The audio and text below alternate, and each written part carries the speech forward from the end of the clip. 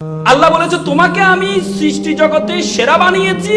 কেন বানিয়েছি? তুমি ভালো কাজে মানুষকে উৎসাহ দিবা, আর খারাপ কাজে তুমি বাধা প্রদান করবা। যেটা আপনারা করে থাকেন সার্ভিস, সে কাজটাই আল্লাহ তাআলা আপনাকে করতে বলেছে। আর আল্লাহ তাআলা বলেছেন তোমাকে আমি পুরো বিশ্ব জগতে যা কিছু আছে সবকিছু আমি সৃষ্টি করেছি কার জন্য? তোমার জন্য। আর তোমাকে আমি সৃষ্টি করেছি ওয়া মা খালাকতুল জিন্না ওয়াল ইনসা ইল্লা লিয়াবুদুন। তোমাকে আমি সৃষ্টি করেছি শুধুমাত্র আমার ইবাদত করার জন্য।